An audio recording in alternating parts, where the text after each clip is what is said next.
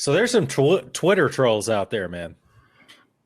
Like so ridiculous. No, not even that dude, man. I'm talking like no shit trolls, man. Somebody trolled me just a second ago. Two different accounts trolled me, and I'm like, what the? I did something pretty yag. Are we recording? Yes, we're recording the red. And Donald Trump Jr., whatever. He tweeted something, and I said, "Hey, back to 100%. We're all praying for you, brother." And then, like, all of a sudden, man, all these people started dogpiling on my little comment on Donald Trump Jr. So I'm like, who are these people? So I start looking at their profiles, 4 followers, 10 followers. And it's like, what the fuck is going on? I've got like 6. Dude, 6 what? 6 followers. Dude, whatever. Dude, so they're all like Roger accounts. Then. There's a lot of accounts out there right now that I've seen that are super. I don't know how. Right? I don't know how they're getting it promoted. I guess is the term. I don't know. But you go in, you're like, man, this person's getting a lot of interaction. I haven't seen them before, and you click on them, and it's like 23 followers. You're like, You're like something's off, right? People with 23 followers don't get 2,000 comments. Well, yeah, but that major, he that major does listen to our show, though. No, he doesn't. No, he doesn't. That dude's lying. That dude. If he listens to our show and he hears this, he needs to come on Facebook and comment. Yeah. If you're listening, or Twitter, the ghost host or whatever your name is. Yeah, man, dude, I dug into his Twitter feed. That guy is probably the last person who should be calling, 1, anybody soft, and 2, he's the last person that should be criticizing, people out there who are calling out the social justice warriors, because his Twitter feed, holy smokes! If I did not know that was a dude, I would be like, that is a 32-year-old white self-hating left woman. That's what his Twitter feed is. Single woman. Yep, absolutely, 100%. For our YouTube viewers out there, this is where we shit on all over the Twitter followers that we are not even followers, right? I mean, they're not even followers. They're not even followers. Twitter profiles that we randomly pick, and so this is where we shit all over. It's worse than that. It's the one guy. Roger was the first one to call him out. It's like, hey, come on the show, because that's usually, as you Canteeners all know, that's usually the way we shut people up. It's like, okay, we're tired of talking to you. Come on the show. But this guy's like, hey, my DMs are open. So I'm like, hey, come on the show. And he's like, okay, I will. And now we're shitting all over the guy. But here's the thing, though, and here's something that we got to consider. We have to consider, and if he actually is a viewer of this or a listener, well, I guess he won't hear it. You'd have to watch the YouTube.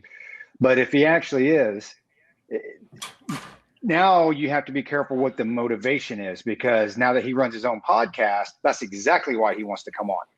Because he'll hope that we plug him, they plug us, and he grows his listeners. Because he was bitching that he'd been online. He'd bitching that, he's got like 9,000 followers, but like 13 listens to his podcast or whatever.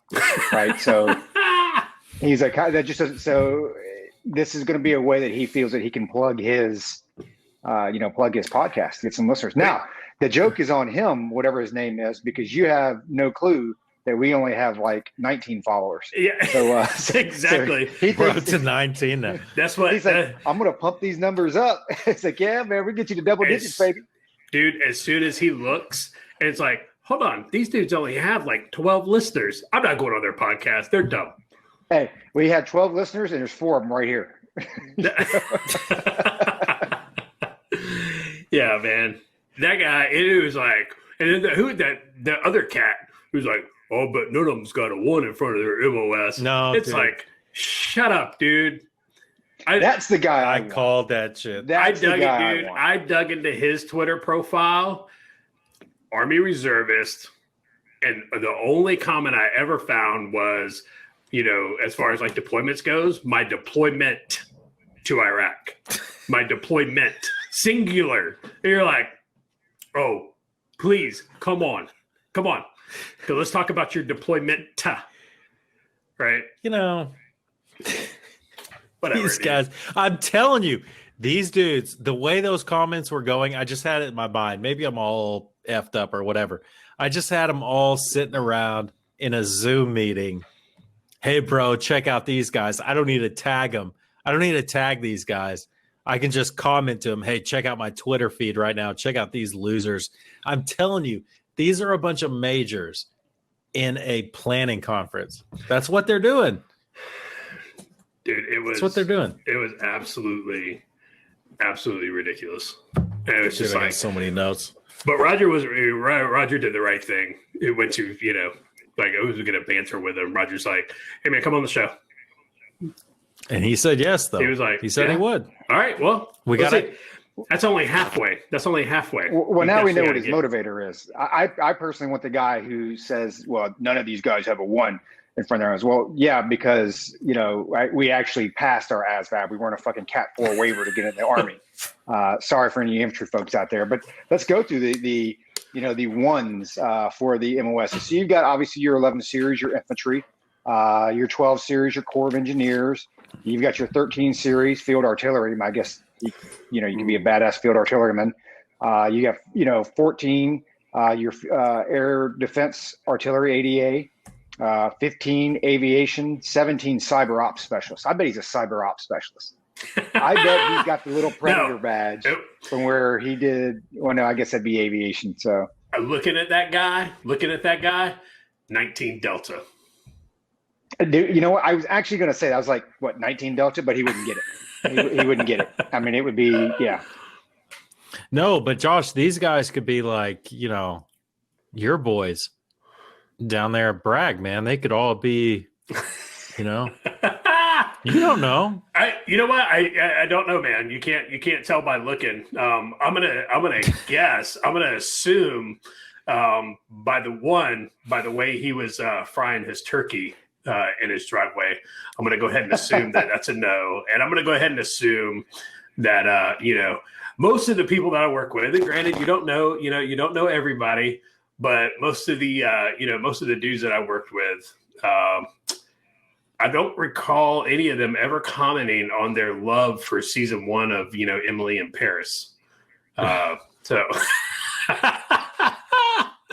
I mean, again, but you don't know, right? You don't know. Who am I to assume? Fucking, I hate this thing. Riverside, you guys have fucked this thing up. It was a pretty good platform for us, dude. This is like, I don't know if people it's like the Call of Duty, right? With it, they've got the new, not even Warzone. What's the new one called? Cold War, or whatever. It's like Black. Do you guys don't you quality control this shit? I mean, there are so many glitches. I mean, somebody's got to play this stuff, right? I'm like, hey, this is effed up. We shouldn't release this. No, you know what? Go ahead and just kick it out there. And I guess we're the suckers because we continue to play it. But it's like, doesn't anybody quality control this stuff and say, hey, this sucks? No. So it was funny because I was talking to my sister-in-law's husband, who works for a very big video game company. Sister-in-law's husband. Doesn't that make it your brother? No. No, hold on. Stop. So my wife's sister's husband. Okay, got it. I was talking to him. So he works. He's senior. He's an C-suite leadership executive. He's the one who stood us very up. Large. What's that? He's the one who stood us up. Yes. Who they just got bought out by Microsoft, and we got to talking about that because I was talking to him about Cold War, basically Warzone in general. I was like, yeah, it's like a bunch of cheaters and, it's just like the updates is constantly updating and the updates suck. It's like it's getting worse. And he said that the majority of the industry, whether it doesn't matter whether it's a video game, whether it's, any type of online platform, he said the majority of companies out there, they rush to get it out just so they can get something out. And then they're like, we'll patch it later, right?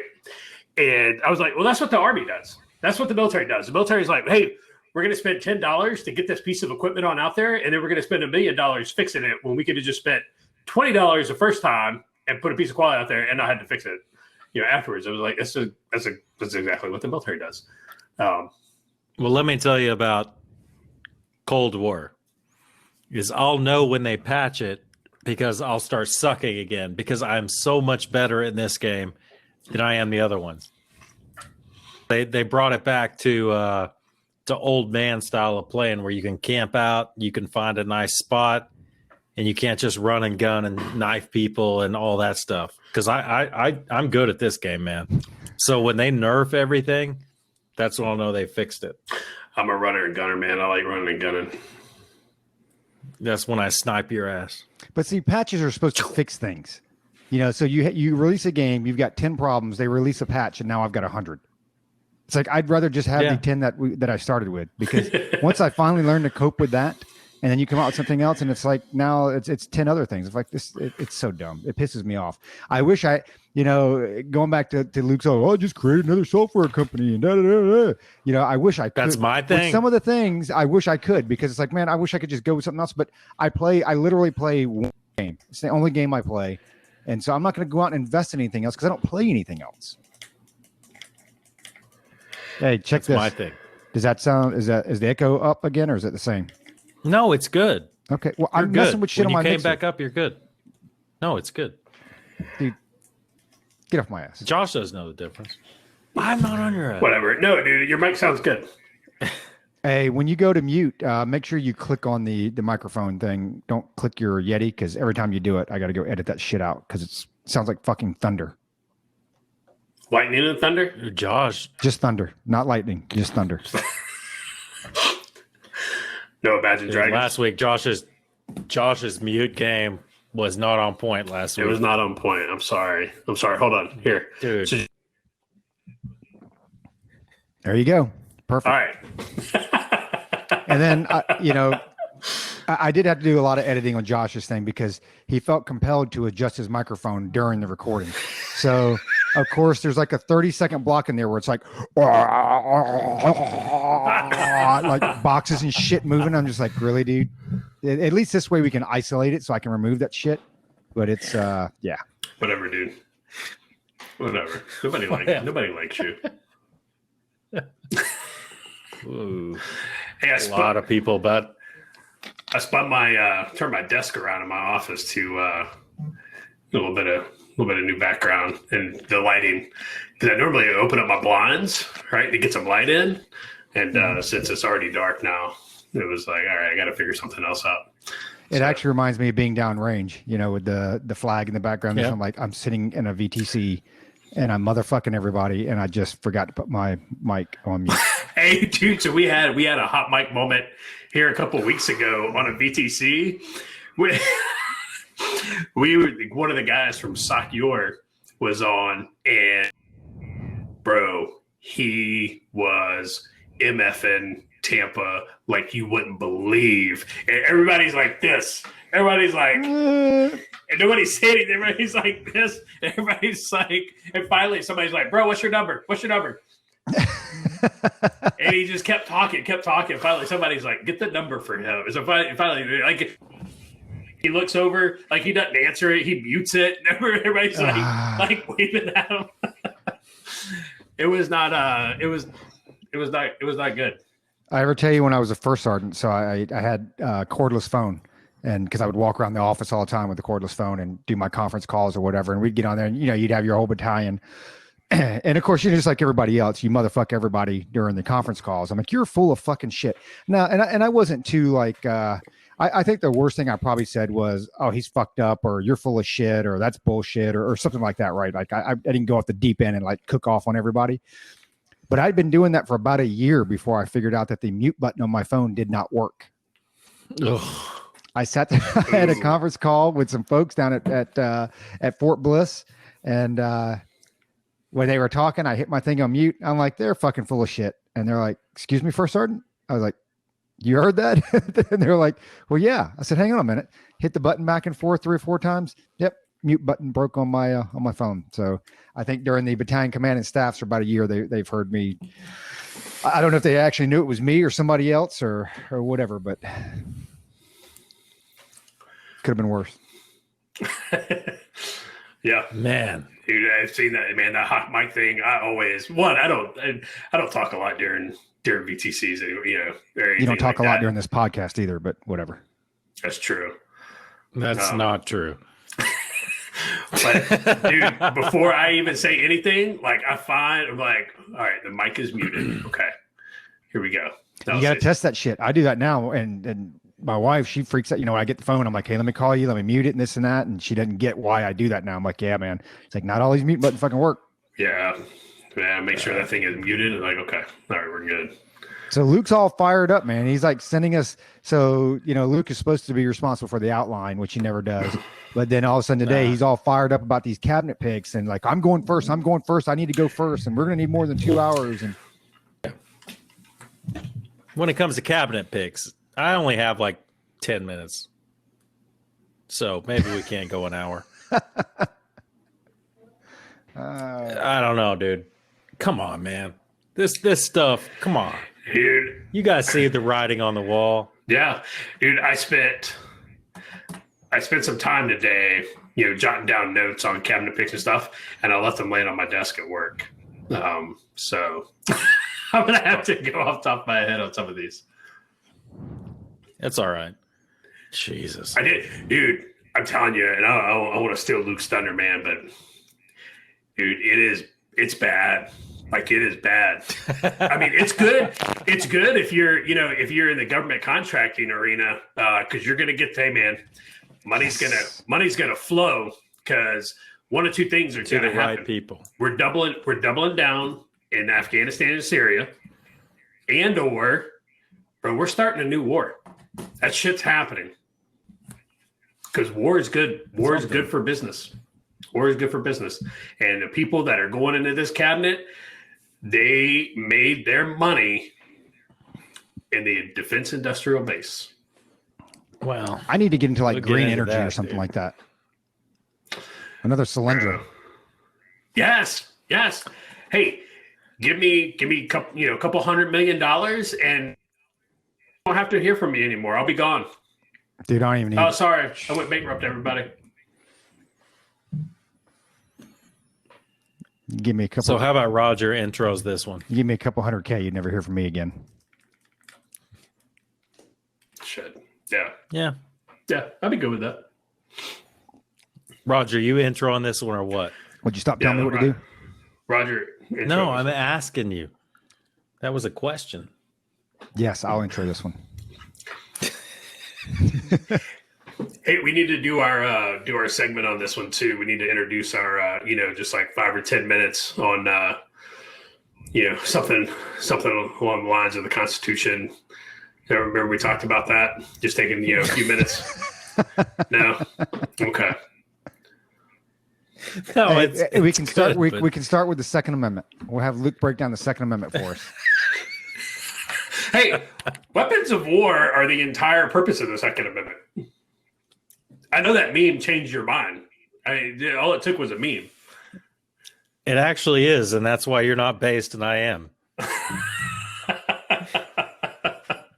I'm just saying. Oh, Look, man. Lord. Hey, it's not every day that a guy like me, humble roots, will say the Supreme Court's fucking wrong, dude. They're fucking wrong, and they are. They were. How are they wrong? I'm not gonna say they're wrong. I'm just saying they focused on the wrong things at the time, especially with Heller. Whatever, man. All that did was weaken the Second Amendment, in my opinion. Huh? Heller weakened the Second Amendment. That's all I'm saying. I mean, I guess it's okay to be wrong every once in a while, Luke. For the Supreme Court, they shouldn't be wrong like that. Yeah. No, I wasn't talking about them. You're wrong, dude. You're wrong. And that government's gonna steamroll right over you with your bump stock. Bitch ass bump stock. You can take my bump stock when you pry it from my cold dead finger. Hey man, it'll take them a long time because I ain't got one. Look, man, it's a good. It really is a good debate. It really is. It's a fantastic because I do debate. not disagree with you. I do not disagree with almost everything you're saying. Almost everything you say, I do not disagree with you. But you're not taking it deeper, man. You're not taking it deeper. That's what she said. I don't know if you can do that to your own comment. I get what you're saying, but you can't, have your well-regulated militia, but if people don't have weapons to show up with, you don't have a militia. So which one is? So it's just chicken the egg thing at this point. Yeah, it's chicken the egg. Hey man, Baron von Steuben, he wasn't issuing weapons at Valley Forge. No, I got you. But there is none of that, because you want to talk about regulated. That is not the thing. I looked that up today, dude. I looked up like the original 1700s definition of regulated and stuff. Well, why don't we save that for the podcast? Some of the people that we know right now that are preaching, all three of us, some of the people that we know have nothing to do with well-regulated. Nothing to do. The three of us do. I'll give us that. We do. But no, these people are not ready for war at all. They're not. I don't think no. Well, I agree with you on that. And that's what drives me nuts about a lot of these people, especially the idiot who was like, we should have, martial law and the military should oversee the election. And it was like, what are you talking about? It was like, hey, crazy pants. No, 100% no. That was your boy Lynn Wood, man. Lynn Wood was the one that started that. Flynn said it too. It was bananas. Flynn said it too. Yes. Did you see that? Dude, my dumbass. Hey man, I'm all about Flynn getting pardoned because he absolutely 100% got railroaded. But that comment, it's like, bro, you're on your own. You're on your own on that one. That that's like his way of saying thanks to Donald Trump for pardoning him. That was his, make a public statement. I would have found a different way. Well, Donald Trump does not want martial law. Believe me, Donald Trump does not want that. He's done, dude. Like we all do.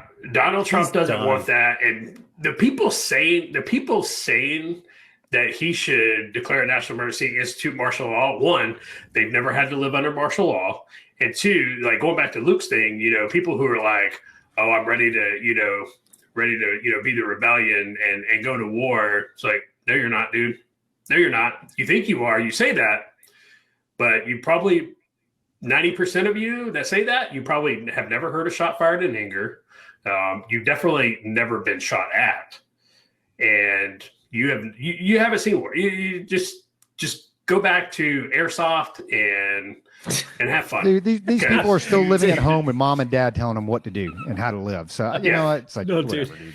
My new thing, because my Twitter, I'm the only one that I've seen lately, besides the big profile. Oh, let's start recording. What? Fuck it. No. We'll save this for after. We've been recording. Welcome to the show. Let's start the show. Let's start the show. Let's start the actual show that people listen to. Nobody watches this shit. Like, hey, 15 of y'all out there, check it out. Love y'all. Love you. Love the 15 of you. Comment on the post. Jesus. Comment on the video, for fuck's sake. Roger, we're trying to feed our kids. Like Luke's looking more and more like Bo Bergdahl in his photo. He's getting scraggly. He's got the beanie with the burlap sack on. Like he's starting to look like Ted Kaczynski. Heard about another? Yeah, I'll take Ted Kaczynski. I like the Bergdahl. I like the Bergdahl. I know. Well, let's go with Kaczynski. Fucking Bergdahl. Jesus fucking Christ. Of course, whatever. We can get into that some other time. Come on. How many times were you sitting on ammo detail before you even went down range? Ammo detail or some bullshit detail you were on and just be like, bro, I could just start walking. Yeah. No one would ever find me. Dude, I thought that way. Dude, I thought that when I was at E5 in Honduras, I was like, I could just walk out here and I've got enough money, dude. I can live like Pablo Escobar here. They would never, nobody's going to find me. I can just walk away. That poor bastard. What an idiot, right? Number one. But that dude, come on. I believe that dude paid his debt. He doesn't need to get all political. Just shut the fuck up. Dude, you did a stupid thing. You did a stupid thing. You got some people killed, and that's a bad thing. But it's like, we've all been there, man. You made a really fucking stupid decision. Yeah. And he did. Yeah, no, 100%. Dude, he did. But whatever, man. Whatever. I'm just trying. I'm curious, like, what his thought process was. There's one thing being in like the Honduras, I just right, and like, hey, fuck this. I'm walking off being in Panama or even South Korea. Like, you're in Afghanistan. Where the fuck are you walking to? Yeah. Like, where are you he going? thought no. His thought process was, because this all came out in the debrief. So this is unclass. He thought that he could walk all the way to like India, and he thought, because he grew up in Idaho, he thought he was a mountain man. He thought he was going to walk like up through, whatever. Fucking now He's full of shit. He thought he was going to walk to podcast with him on it. Was it Serial or something like that? Serial, yeah. Yeah, no, was Dude, it if you Serial? listen to it, that was actually really good. It was a great podcast. Not quite as good as Culper. But you're Canteen asking- Cup, but pretty good. And you're asking his thought process. That dude thought he was going to go and live in the mountains for the rest of his life. He That's what wasn't he going to go thought. live in the fucking mountains in Afghanistan. He didn't even think that. That's just Not in stupid. Afghanistan. That's just stupid. His or thing- even fucking India. That dude wasn't going to make it out of the province. I mean, really? Dude, That was his he didn't thought even- That wasn't his process, thought though. process. He was fucking. He didn't even know which way Torcum Gate was. Just You frustrates guys me. forget how stupid you were as E3s and E4s. He was. You forget that. Off, right? Oh, I was dumb as fuck. Was but he? not dumb as fuck to walk off a I don't know. fucking fob in the middle of a. Oh, yeah, war dude. zone. Roger, you're smarter than Bo Bergdahl. Slightly. Hey man, Yes. I actually contemplated when I was in Kosovo. I actually contemplated, as like, dude, I could roll down to like Pristina and find me a Kosovar, and I live happily ever after. Well, a lot of us thought. Sarajevo was nice too. Only problem with me is there aren't a whole lot of Asians out there, like in Sarajevo. So a little That's different. right. No, Luke's got his shit muted. He doesn't know it. No, he's on the phone talking to Oh, his he's on the boyfriend, phone. Never mind. girlfriend, wife, whatever. No, kids don't read text messages, man. They don't. Did you tell him that you were recording? Is that Yeah, second anyway. lieutenant? Yes. Is that second lieutenant? That's that second lieutenant who tried to call, and I said, recording podcast. And she calls 2 more times. Maybe it was Hey, important. She should be. Hey, It she wasn't. should be a caller. She should be a caller. Text her back. You Tell her to should call. dial her right in. Dial her in. Let's see what second lieutenant has to say. Second Lieutenant Let's- Thompson, who's going to get her own platoon, and she's very excited about that. Let's see what knowledge bomb second lieutenant Thompson has for us. Believe it or not yet. She will be when she gets that silver bar, but she's not being all know-it-all right now. That's good. That's good, man. Don't be a know-it-all. That'll but change. But at the end of the day, know that you're in charge. When she's a U.S.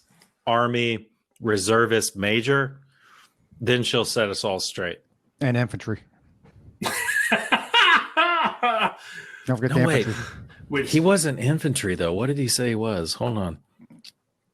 I don't know. This dude's not. No, his thing said infantry officer. You in the blocked him? USAR. How are you going to block him? Yeah, I should unblock him probably.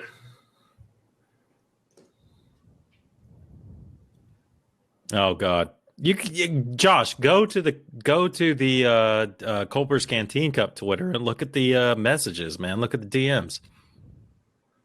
We have a Twitter. Oh my God. All right, let's do this. All right, you ready to do this shit? Hold on. Let me mute my shit. I think y'all just pretend to mute your shit anyway, because I've got to edit so much of y'all's crap out. I think you just like on the video, you pretend that like, oh, I'm muting, and I still hear like everything going on in the Come back. on. See right there, look at that. No, I just unmuted. God.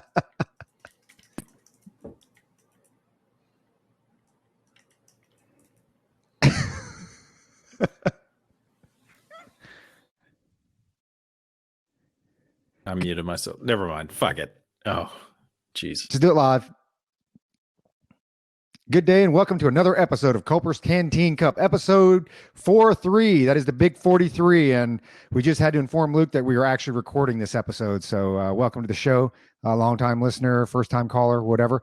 But he's been ranting all day today about these whole cabinet picks with Biden. So we're going to go down that road a little bit. But before we do that, I want to send a shout out to Carlton Zeus. You know, again, thanks a lot for that intro music, www.carltonzeus.com, or check them out on Apple Music. Before we get into that, Josh brought up a really good point. We kind of got on this conversation for you YouTube viewers out there that watch a little bit of our, pre-show show. And there was this idea that we had about covering bits and pieces of the Constitution once every episode or every other episode or whatever. So I figured, we started this conversation. So, before I kick it over to Luke, let's start off with the Second Amendment, one of my favorites. And I'll go ahead and read this to you. I'll quote this to you. A well-regulated militia, comma, being necessary to the security of a free state, comma, the right of the people to keep and bear arms, comma, shall not be infringed. So I think we have some different takes on this. I find myself probably falling more along the lines of Josh's mindset on it. I think Luke is more along the lines of like Venezuela and just taking all your arms or confiscating them or what have you. So, Luke, why don't you start off and kind of tell us your thoughts on the Second Amendment, how it's worded, and maybe where we differ. Wow. So we're gonna get into this. No, I think I'm right along the lines of how you and Josh think. I just want to always take it a step further, man. I just want to. I focus on the first four words of that amendment rather than the rest of it. Shall not be infringed, I think, is a very important part. And that's the part that Josh is always like, shall not be infringed, bitches. It's like, I agree, dude, I agree. But, I want to take those first four words, a well-regulated militia, being necessary to the whatever. Okay. I don't have the text right in front of me. And Josh is showing us his old scout. This usually is not the start of a good show when, or the signs of a good show once Josh is holding up a liquor bottle. Starts pouring right after the intro. When he starts drinking, it's not a good sign. So and I've heard you say that the first four words, and I'm so you were the writer. He is the writer of the group. I can't write worth shit. I wish I could write a book, just don't have the determination, dedication, all that other good stuff. So Luke is the writer of the group, and Josh is the writer as well. They both have books out there. But I'm a little confused on this because I've heard you say this for I don't know 3 years now. First four words, a well-regulated militia, but it seems to me like you missed the whole comma right after that, being necessary to the security of a free state, which is descriptive of the a well-regulated, the reason for needing a well-regulated militia. It has nothing to do with the individual needing to be well-regulated or well-trained. Yes. No, it doesn't. Well, no, I agree with you. I'm saying it. Gotcha. I'm agreeing with you. It's like it's the same as the whole thing with the right to vote, right? The people, the people, right? Who are the people? There is no right to vote, right? So, what's the people then? What's the people in the Second Amendment? It's like a well-regulated militia. Well, you and Josh want to say that's the National Guard. Well, then that's the people. That's the people. No, I think they're independent of each other. I think the first half of that and the back half, a well-regulated militia being necessary to the security of a free state. So meaning that individuals need to possess weapons of war because those folks are going to go become part of a well-regulated militia. Yeah, well, based on what you just said, you just made two different points. I mean, what are the first words you said, and then you said, and that means because the people, it didn't follow. It absolutely followed. What? No, it didn't. No, it didn't. Tell me how it didn't follow. Okay, you said, what did you say? I said a well-regulated militia being necessary to the security of a free state, right? And you all stop. You said all stop, and then what did you say? Understanding that the people, right, would need weapons of war and would make up that well-regulated militia. That's why their right to bear arms should not be or shall not be infringed. Wow, that was a lot of explanation for the last part of that short sentence. That was a lot of explanation. How is that a lot of explanation? It was because you said the first like 9 words, and then you added your own clause that was like 27 words or so on and so forth. Well, and no, it's like called interpretation. That's how it's something. interpreted. That's what that means. That, oh, That's by the how way, you interpret it. Well, no, that's the right way to interpret it. Okay, so what does that mean then? What exactly does that mean? That means that people's right to bear arms shall not be infringed, because guess what? They're going to have to call What these arms? D-bags to go serve in the National Guard or state militia or whatever else to become well regulated. State militia. Okay, National Guard, state militia. You just said two different things there. I mean, National Guard, if we want to keep it the National Guard, okay, fine. National Guard. But it's not that. Look, man, I agree with you guys more than I disagree. All I'm saying is that we have lost the meaning of the first, 9, 10 words of that amendment, and we focused on shall not be infringed so that Josh can have his butt stock or his bump So stock. break it down to us. I don't get where you're coming from. Go ahead, Josh. No, dude. Josh hasn't talked yet.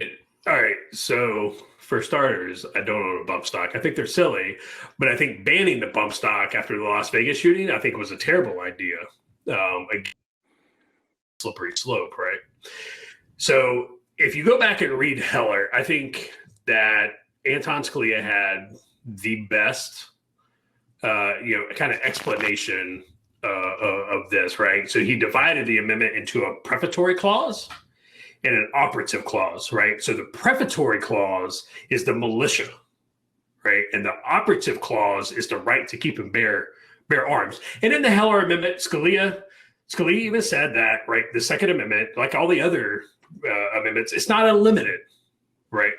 So, you can't shout fire in a crowded theater, right? You can't own, a fighter jet with Hellfire missiles, right? And I think most people understand that.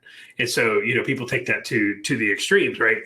But then Scalia drew on the statutory interpretation text, right? So you go back to Blackstone, way back, I think Blackstone was in the 1800s. And he said that the militia language expressed in the amendment, it expressed the amendment's purpose, but that a prefatory clause does not limit or expand the scope of the operative clause, right? So it just, because of the militia, we're talking about the militia, right? And so everybody, all right, so the militia is what we now know as the National Guard, right? The Minutemen. That was the the militia. I know Luke's shaking his head. His head's about to explode. But you go back and you look, even back in the 1700s, the militia wasn't somebody you showed up and it was like, all right, go get your weapon out of the arms room, go get your 2 canteens and your mess kit and everything. No, it was people showed up with the weapon that they were, right? That's what they showed up with. So, and Luke's laughing. And so, but you go back and the majority of people the vast majority of people own weapons, right? Especially outside of the city and the rural areas, because they used them to hunt and gather and survive. And that was not the intent of the Second Amendment. Don't get me wrong. The intent of the Second Amendment, because it was not that we're afraid that the deer, and the animals are going to take over us and impose, a tyrannical government. But, it again, and Scalia said it does, the prefatory clause does not limit or expand the scope of the operative clause, and the operative clause being the right to keep and bear arms. Okay, so go ahead. No, go ahead. No, I'm more concerned at the modern day because, So what's your argument, Luke? What's your stance? Okay, my stance on it is the prefatory clause. Josh wants to talk about and whatever, but that was Heller. That was the Heller case. That's what they had to focus on. I think today, the prefatory clause is what needs to be changed. And that's why I would be considered the radical of this group, is I'm not talking about the bump stock. I'm talking about a real militia that is going to actually help us against a tyrannical government, because ain't shit we can do against a tyrannical government with a bunch of plinkers. And ain't shit the National Guard can do either. And you guys know that, man. You guys both know that deep down. Afghans have done a pretty good job over the last couple of decades. Right. Okay. Because that's a real strategic area, and that we really had our hearts in that. Man, They That's a push back force some on folks. force fight. It ain't just that us. was a force They on push force them- fight. They pushed back some folks. I'm not saying that it's That easier weak or harder ass or whatever. that weak ass Viet Cong Afghan argument is not what we're talking about here. It's not what we're talking about. I want to take it to volume 11. I want to crank that shit up to 11. You guys are talking about your bump stocks and your brown magazines. Look, man, you're trying to make me out as a bad guy. I'm trying to organize Josh's neighborhood militia so they can have M1A2 Abrams is what I'm talking about. Yeah, baby. Look, man. Here's the thing. Roger is a great thing. We could do a whole podcast on this. Absolutely. I think we are. Yes. But look, man, I am more in agreement with you guys than you think. And I get into debates on Facebook with all these libertarians and stuff talking about the bump stocks. And their arguments just don't make any sense. And they're like, well, I should be able to own whatever, weapon I want. So I use the stupid, sophomore level college philosophy arguments like, okay, so you can own an M1, an Abrams tank. And they're like, well, no, the government, doesn't allow that. I'm like, yeah, they always go back to that. And I'm like, oh, so you can own whatever the government tells you to own. That same government that the Second Amendment is protecting you from is going to tell you what you're allowed to own. What should the first part of that amendment read? Or how should it read? No, I think it should read exactly how it should read. I think that, we're too far beyond where it was supposed to go. And I don't know if you brought Jefferson back today, and I think we've all said this. I think Josh said this in the early episode. If you brought Jefferson back today and could explain to him in a week exactly what the system is right now and said, what do you think we should do, Thomas Jefferson? He'd say, burn it all down. That's what he'd say. 100%. He'd say, burn it all down because the First Amendment, whatever, let's just leave the First Amendment alone. But the Second Amendment has no meaning whatsoever because the power is so centralized in the federal government that they could impose a tyranny overnight on the people, period. People.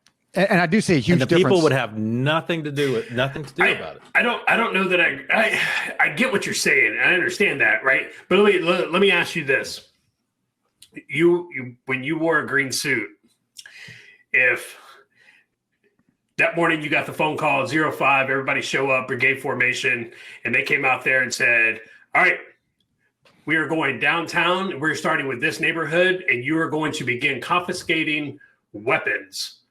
You are going to do, X. You're going to start putting people on train cars. What would you do? Would you do it? Back then? Well, I mean, no. Well, I would like to say no. You would like to say no. You would like to say no too. You would like to say no too. But we just talked to a major today who would absolutely do that. Right? Yeah, absolutely, 100%. Who would absolutely do that, and it would never be. You guys know, man. You're both in the military. We all went to Iraq. Come on, you all know.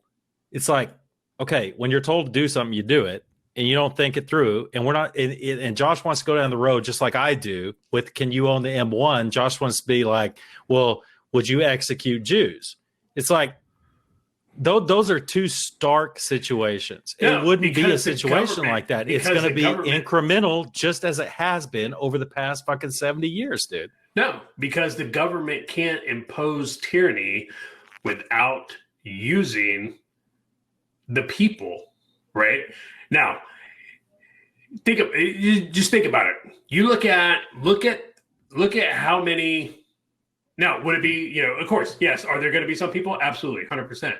But you look at how many sheriffs right now, I look at how many county sheriffs have said they are not complying with their governor's directives on COVID. They're like, you know what? No, I'm not standing outside the grocery store and writing people tickets or arresting people for not wearing a mask in the parking lot, right? You think about that. Now, again, could the government, when we talk about the government, could the government, if they brought the entire military, if they brought the military, hardware to bear on the people, could they, absolutely, could they suppress us? Could they, infringe on it? Absolutely. We could kill people wholesale, in a matter of minutes. But I I think that's a bit of an extreme when you say, because there's a lot of people who are going to be the ones actually doing it that aren't going to do it. It is, but it look, this is, we're all getting into our heads a little bit right here. So welcome to the podcast, everyone. It's like, in my opinion, it's much more insidious than what you're talking about. It's not going to be an overnight thing where it's like, go confiscate people's firearms. It's going to be a point where, I believe our founding fathers thought, a few people, 3% or whatever, I'm not a 3%er, just so you know, but a certain small percentage of the people are going to start seeing where this is going. They're going to organize a militia. Everyone's going to have arms to overthrow a tyrannical government, and they're going to be able to do it because it's going to be an incremental thing. It's not going to be overnight. And I think that we've been on that road for the past 60 years. But what we do not have is a well-regulated militia. We don't have that. We have a bunch of fucking fat dudes and people like us who aren't fat with blinkers. And, maybe that's enough. Maybe that's enough. And maybe it is. Maybe you guys are right. But I believe that, dude, the government needs to be afraid of the states, very afraid of the 100%. States. And the federal government needs to be in constant fear. Okay, now take this in context. People who are listening.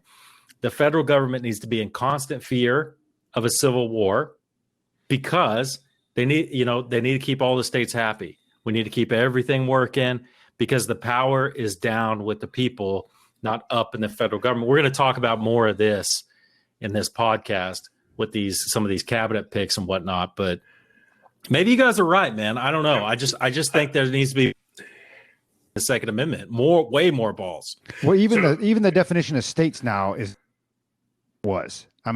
that's a big problem. That is one of the biggest problems. When you look at when they talked about states during the framing of the Constitution and the Bill of Rights and the Declaration of Independence and this and that, the state, and we've said this before, it was more representative of the individual than it is now. When you look at the state now, hell, you might as well just be talking about the federal government, because in a lot of places like California and New York, there is no difference. And so you can't say that the state, other than the fact that, and this goes on to, you take this down to the election process or what have you, other than the state being a true democratic process where the actual vote counts, the number, elects your representative or your governor or whatever. Other than that, the state, I'd argue that it's not as representative as it used to be as far as the people go. And I think a lot of that, again, you can go into campaign finance and they talk about dark money and this and that. It opens up another, ball of wax. But I think when you look at what the founding fathers looked at the state, when I believe that the term the state was used interchangeably to mean us individuals, because that's where the power was held. And a lot of these places, it's not anymore. I mean, you look at New York. Was it New York where the guy was arrested for keeping his business open? Mm-hmm. Yeah, Staten Island.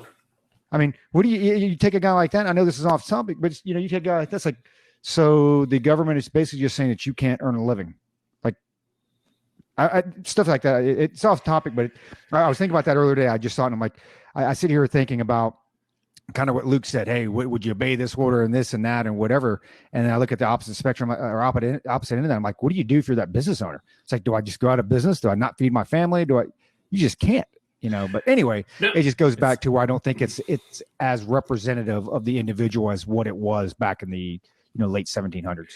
You're 100% right. And Luke is 100% right on, looking at, the states should have the power. It was always intended to be a small federal government, big, strong state governments. It was literally by design, right?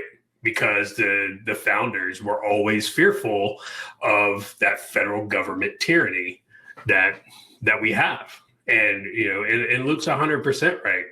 The power has to be given back to the states. The federal government needs to be fearful of the states. They need to be fearful of the citizenry.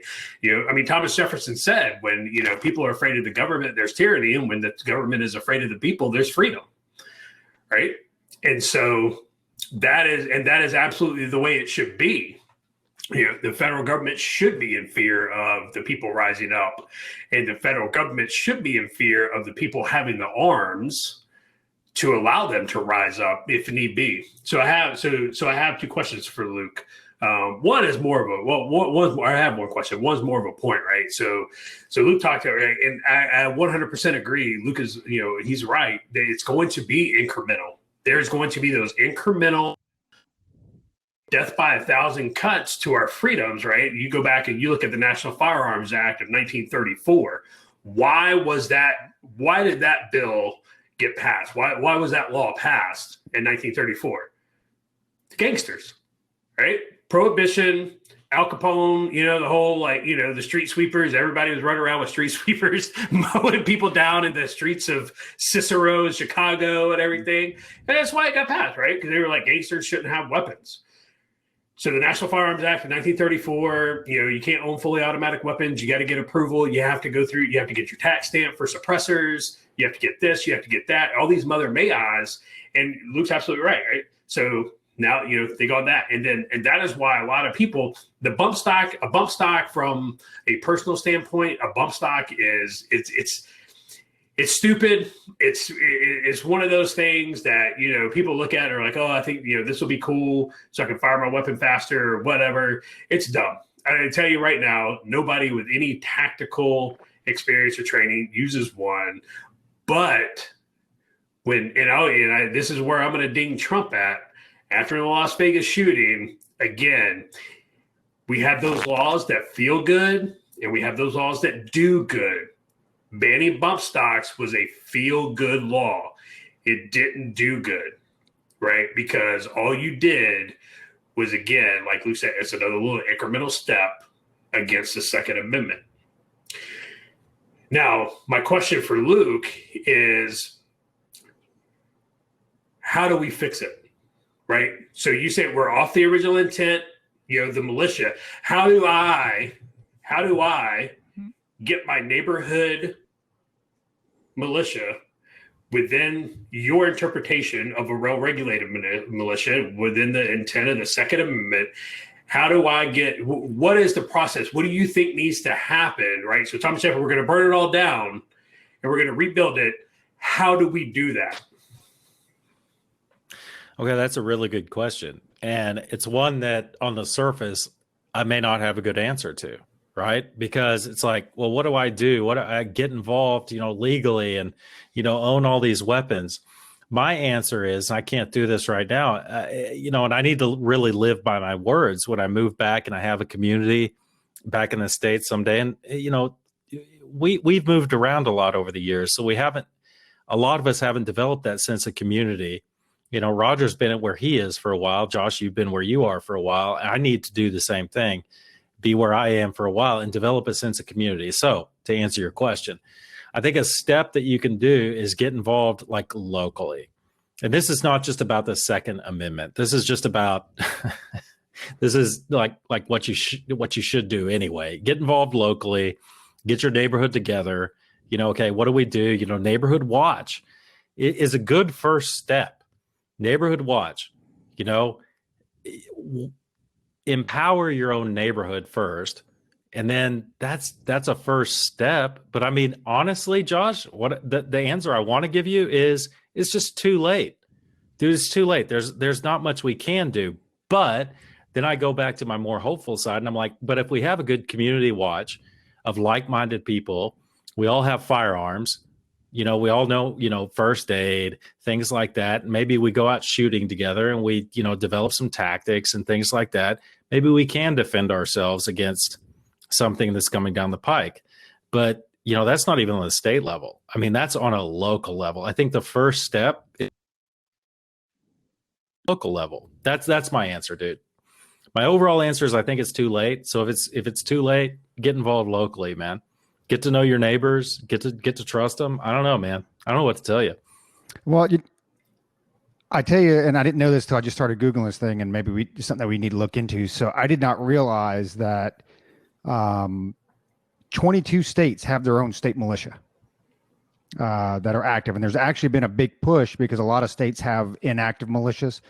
So there's been a big push to reactivate those militias. And I did not know that under 32 U.S. code, if you're part of the Defense Force, you cannot be part of the U.S. Army Reserves or National Guard, obvious reasons, because you can be activated and federalized and this and that. So, going back to Josh's question, that might be, it seems like there's been a push, and maybe I'm a little hopeful with it. Janet, it's funny because Janet Brewer was the one who started it back up here in Arizona, and maybe there is an underground push for that type of stuff. I knew about Texas because we had a guy that we were working with who was actually part of that militia out there in Texas. I didn't realize that 22 other states, including Puerto Rico, have theirs. Now, again, does that mean 5 people, 100 people, 1,000 people, or whatever? But I think that's probably something worth looking into, because they definitely don't publicize any of that stuff. And you just hope that there's an underground movement to reestablish this stuff, because I do agree with you 100% on the federal government should be scared of the people. They should be. And now they're not. They just do whatever the hell they want to do, which we've seen over multiple presidents. It doesn't matter, Democrat, Republican, whatever. We've seen it with both parties. They just they run roughshod and they do whatever they want, and then it leads to us, 3 D-bags sitting here bitching about it and nothing really happening. Yeah, so we had this conversation today a little bit at work, while we're eating lunch, and it's a shame that so many governors have abdicated, their authorities and their powers to the federal government, because they're like, well, I don't want to upset Washington, D.C. because I'll lose, or I can't do this because I'll lose funding for for schools, or I'll lose funding for, roads, or I'll lose funding. I wish they would let, I don't know, maybe somebody like warrant officers run some states, because let me have a direct line to Washington, D.C. Let me tell you how it's going to go. Like, I run my state dude, I'm straight Colonel Jessup from A Few Good Men, man. I run my state how I run my state, right? And I don't care about the federal government. And people, and Luke's, again, as much as I want to disagree with Luke right now, Luke is spot on with people need to get involved, and you have to get involved locally. If you are not involved locally, you're not involved, right? You can go vote in the elections for, your senators and your House of Representatives and stuff.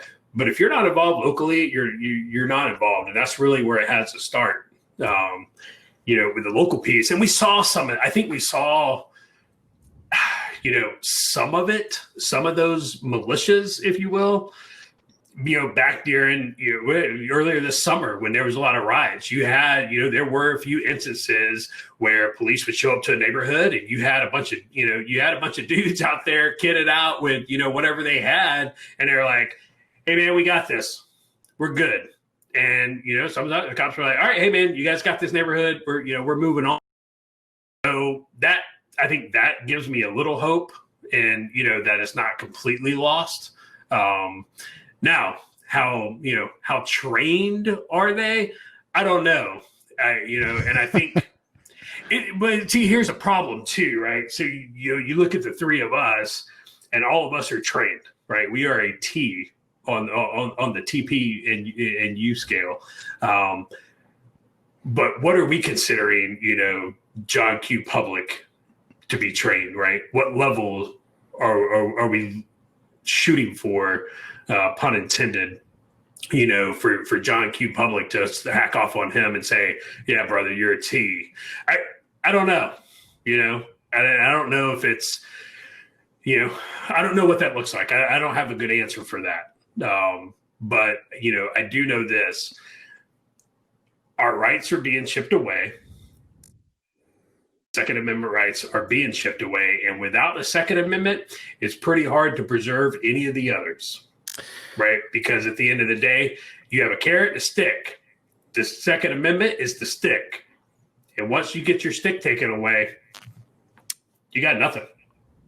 Politics is downstream from culture, And as you've said, Josh, I think you said that a few episodes ago, you said, politics is downstream from culture. And the culture right now is, I'm seeing it. You guys are too. I mean, you dig into Twitter a little bit, you dig into the news.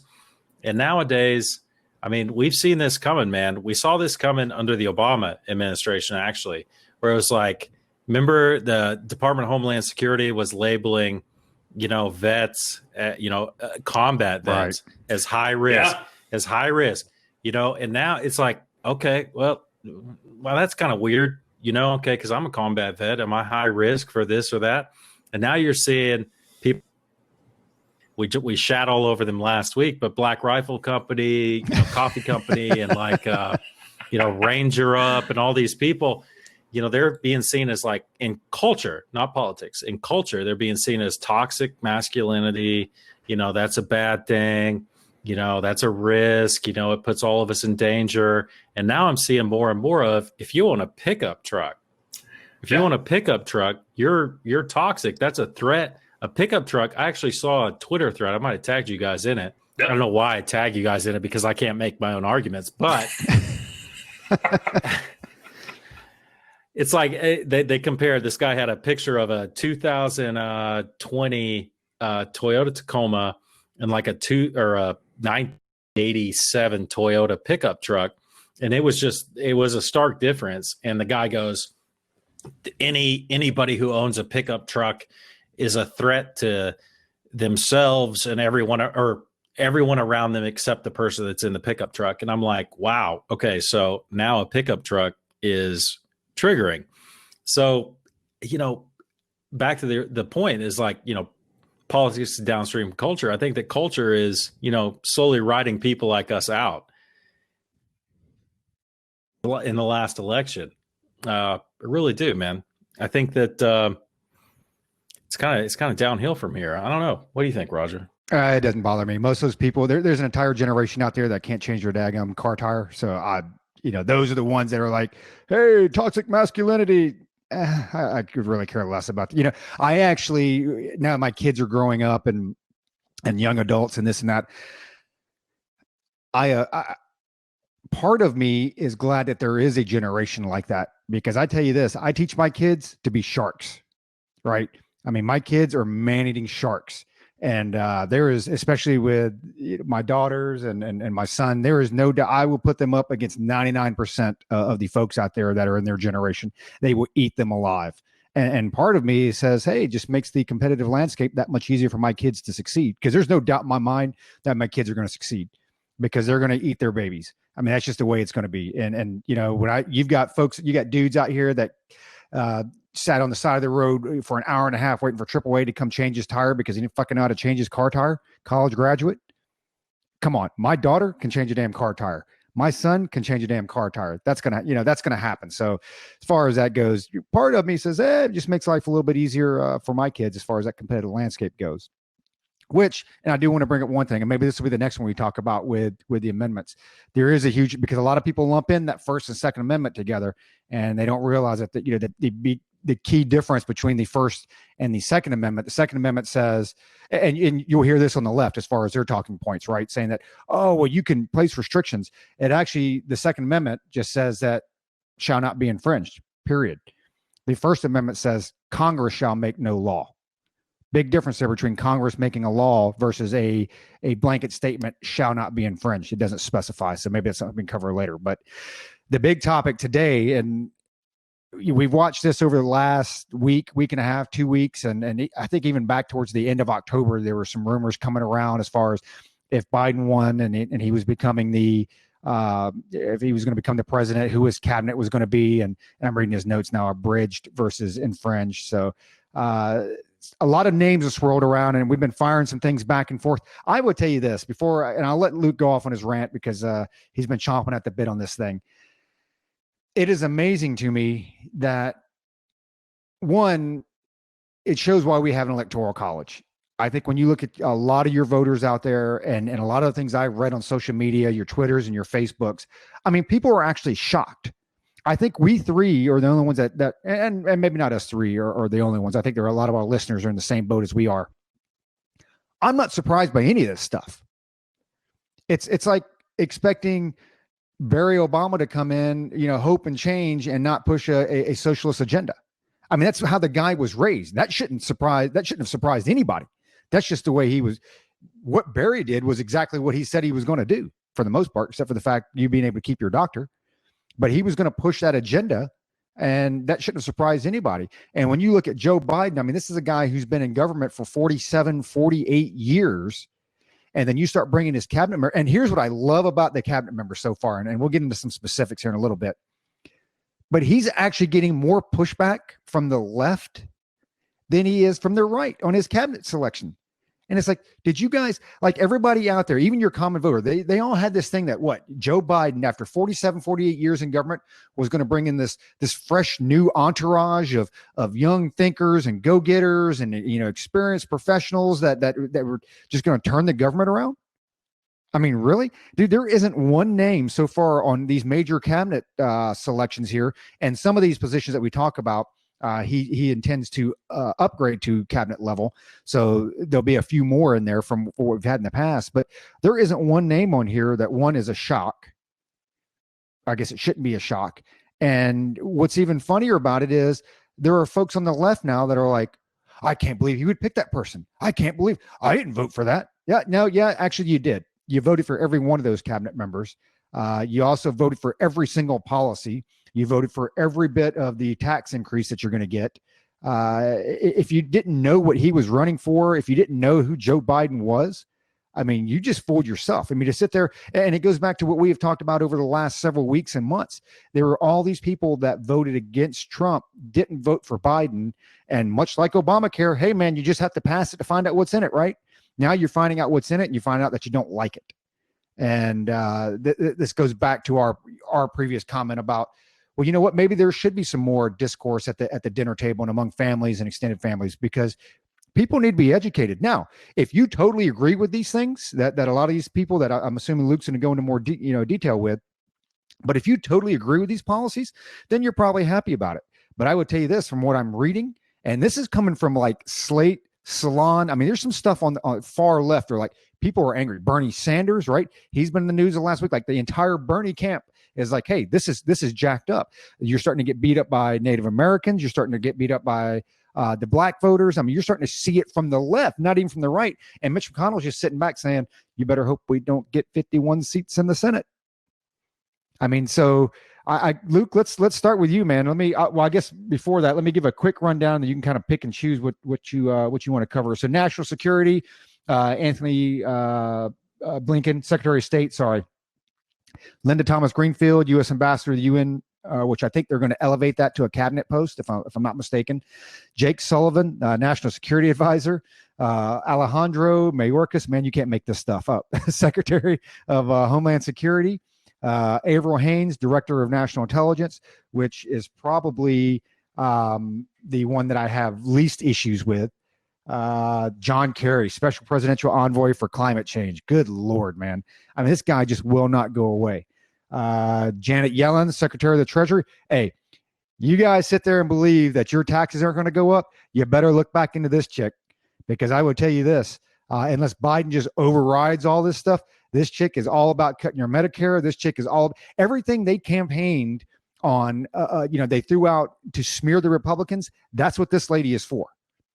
Cutting benefits, cutting Social Security, cutting Medicare, all that stuff. That is what this lady is for. Higher taxes. That is what this lady is for. So you sit there and Biden and Kamala, we're not going to do this. Hey, you know what? Unless they start overriding this stuff, which a lot of them don't, because they're just not that into the weeds on fiscal and monetary policy, you better look into Janet Yellen.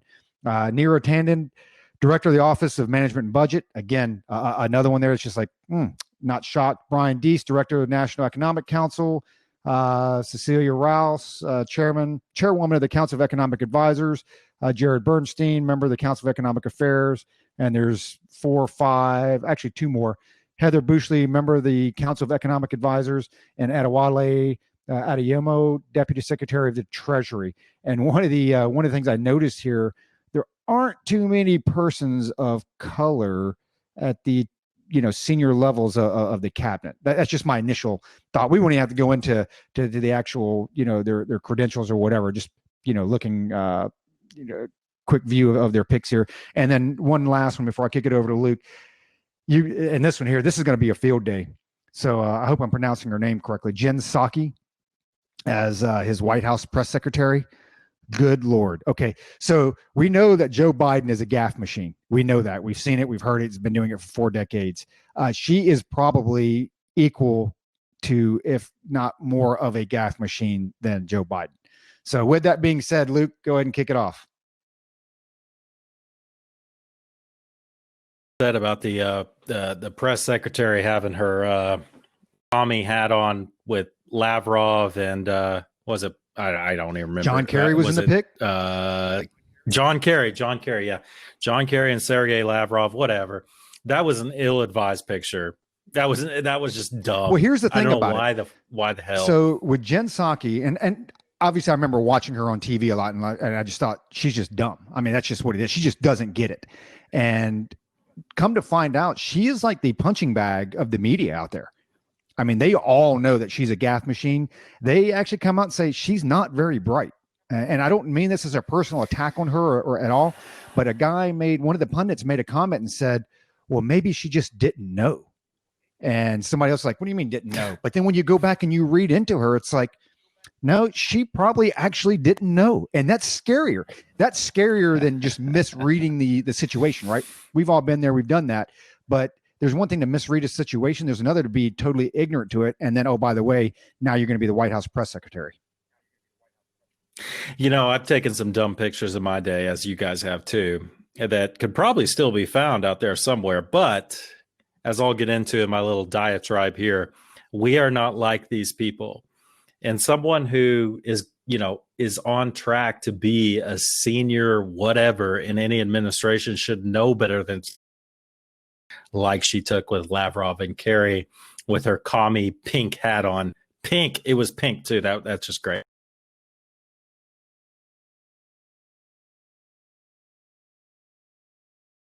Yeah, right. Pick color or intersectionality, and it's the seeds of intersectionality is what's going to sink Biden. And I'll tell you this right now before I get into my diatribe: Biden is going to be one of the least popular presidents in U.S. history. It's going to be bad, dude, because nobody likes the guy. As Roger said, a few people out there actually believe in Biden and voted for Biden, but I think the majority of the people just hated Trump. The same way they hated Hillary Clinton.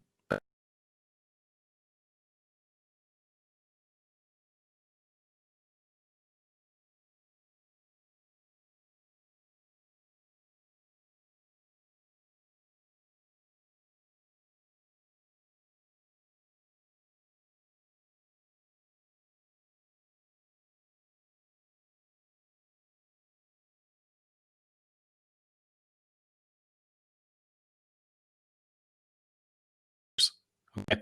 West Exec Advisors. Josh, are you looking at me? Pay attention. Pay attention to this because this is important. So Anthony Blinken is a co-founder of this organization called West Exec Advisors. And it's too bad y'all lost me on video because these are some valuable words right here. I'm going to leave Anthony Blinken for later, though. The SecDef, okay, from now on, her name is Michelle Flournoy, but what I'm going to call her is Left Eye Flournoy, because I guarantee you what every general officer in the Joint Chiefs of Staff is asking themselves right now is, which eye am I going to look at? So I'm going to call her Left Eye Flournoy. She is also a co-founder of West Exec Advisors. She was key in crafting the foreign policy on Libya back in 2011. She actually helped convince Barack Obama to intervene in Libya, despite Joe Biden, who is going to give her the SecDef position, despite Joe Biden's objections. Joe Biden, on the record, objected to intervening in Libya. And Michelle Flournoy convinced Obama to go ahead and do it. She still thinks, by the way, well, this is recently, within the past couple of years, she still thinks that she was right in her decisions on Libya. She told the Council of Foreign Relations that. Now, we'll get into a little bit more of her later, but let's do an aside on West Exec Advisors. Just so you know, when I talk about West Exec Advisors, that's a consultancy group in D.C., New York City. And basically, let me boil it down for you. What they do is they help defense corporations market their products to the Pentagon and other agencies. That's exactly what they do, among other things. They also market, foreign relations and things like that with places like India, Pakistan, things like that. So let's get into the National Security Advisor, Jake Sullivan. Let's go down his list. He's the one that Roger said he has the least problem with, I think. Or no, that was Avril Haines. That was DNI. Okay, let's go down the National Security Advisor. Jake Sullivan was a senior policy advisor for Hillary Clinton's 2016 presidential campaign. Foreign policy advisor and policy. Okay. He was the deputy chief of staff at Department of State under Hillary Rodham Clinton. This will come into play later. He was a senior advisor for the U.S. in the Iran nuclear negotiations. He shaped policy on Libya, Syria, and Burma, Myanmar. Two of those three places are still a mess, and most people would argue that Myanmar is too. He worked at a nebulous firm called the Macro Advisory Policy. Research on this, I can't find anything about them whatsoever, other than they kind of resemble West Exec advisors. Whatever. So he's married. Now listen, this is important. I'm circling it back around here. He's married to a woman who was a senior policy advisor to Senators Lieberman and not like us. They're not. These people are groomed to be in these positions. Mr. Smith goes to Washington is a fucking myth. That does not exist. Okay. We kind of got back to populism with Trump, but this stuff is just, it's the establishment. That's all it is. Let's go into DNI, Avril Haines, which Roger doesn't have a problem with. She's got ties to West Exec and Palantir, and I can give you guys the sources on that. When it came out publicly that she had ties to Palantir, which I'm going to get into in a second, Palantir, they completely erased that. When it came out that she had ties to Palantir, they completely erased it. I follow this stuff close because I'm a dork. They completely erased it from her bio in Joe Biden's, cabinet picks.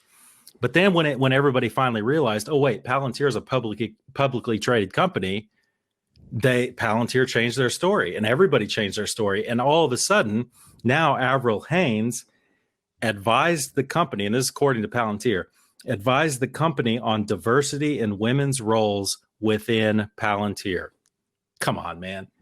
I mean, Palantir. Okay, let's back up for half a second. I've still got half a page of notes here. But Palantir went public. Palantir is basically a data mining thing. It was started by Peter Thiel, and it's a data mining. They have major defense contracts. They had some real shitty analytical tools that I've worked with before, but I've heard they're better now. It's basically data mining, big data. They do cybersecurity. They got their fingers in a lot of different stuff. Palantir went public at the end of October. On November 5th, when it looked like Joe Biden was going to win and word started circulating on the street, Palantir's stock went up about 70%. It went from $10 up to about $32. Okay. I mean, it went up astronomically. Now it's come back down to about 25 right now.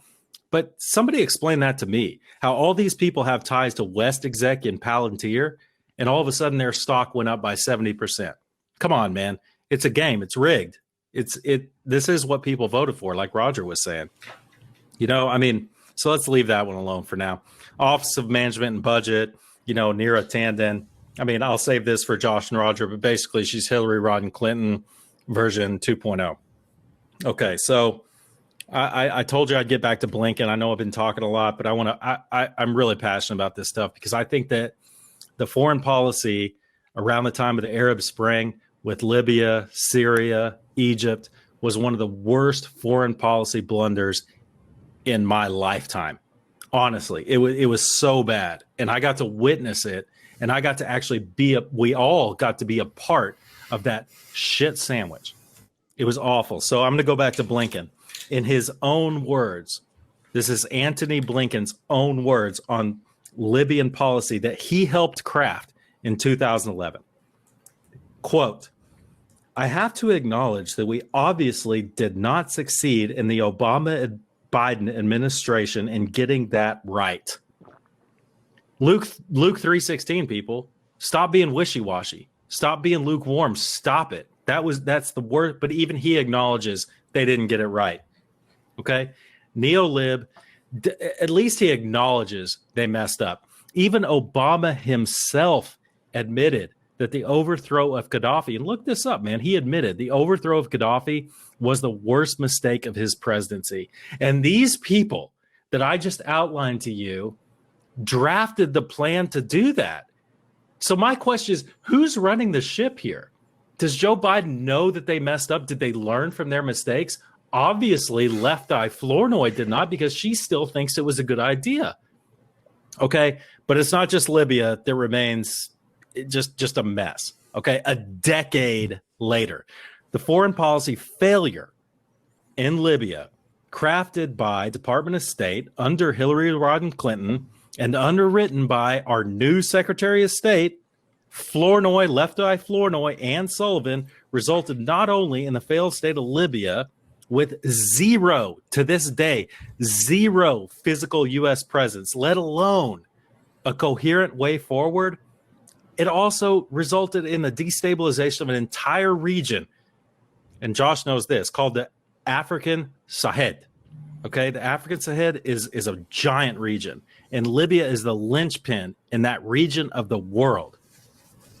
Because they screwed up so bad in Libya, it's resulted in humanitarian disasters in Mali, Niger, and Burkina Faso.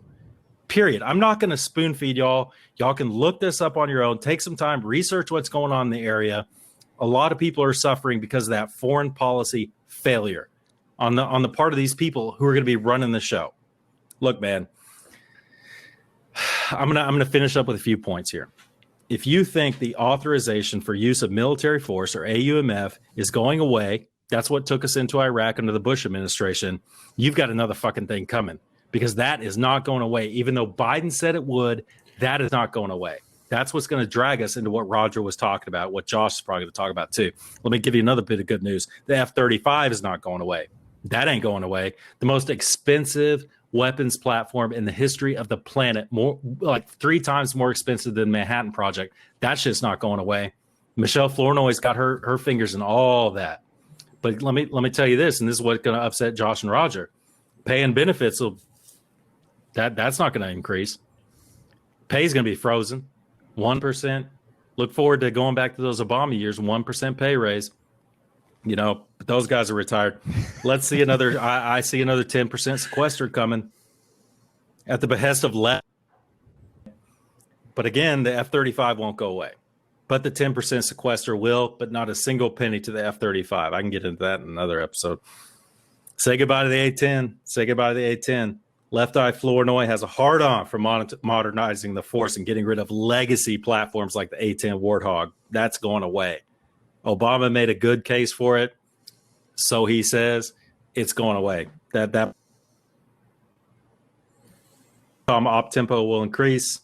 I look forward to a bunch of SEAL books that'll be written because of that op tempo, and I look forward to another set of blunders like the Arab Spring.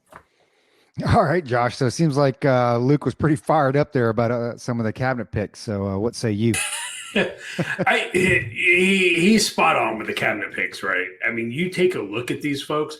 So I started with Blinken, as secretary. You go back and you take a look at Blinken. Blinken also not only did he, completely bumble the Arab Spring, but you take a look at Blinken, and Blinken was Joe Biden's senior foreign policy advisor when Joe Biden sat on the, I think it was the Senate Foreign Relations Committee when he was a senator.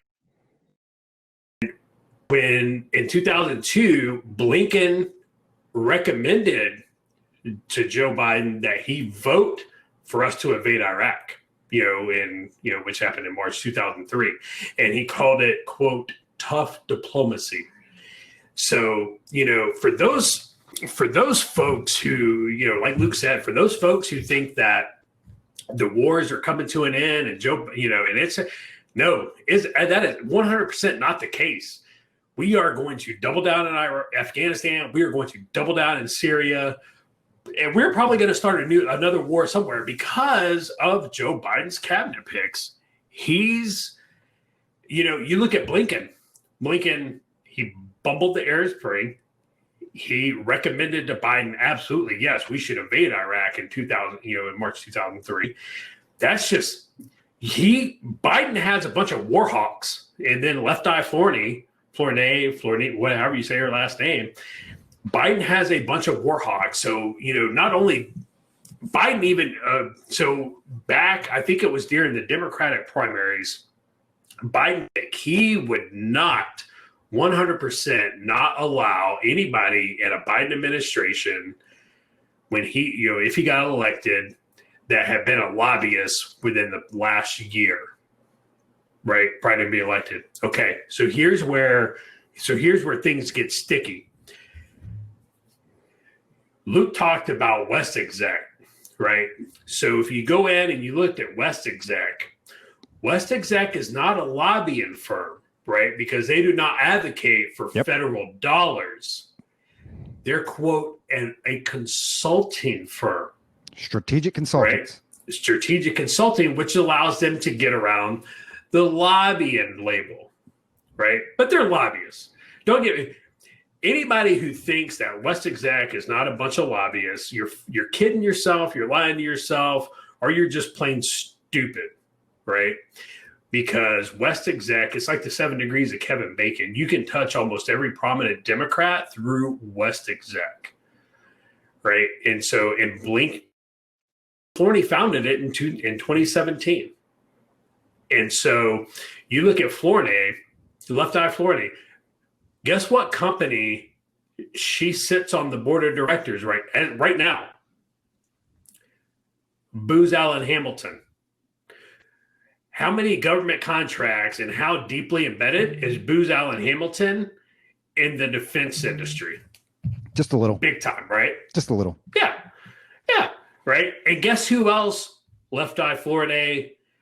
It's not been confirmed because as lobbyists, they don't have to disclose their customers, but it's been surmised that Raytheon is also a primary, one of West Exec's biggest customer bases.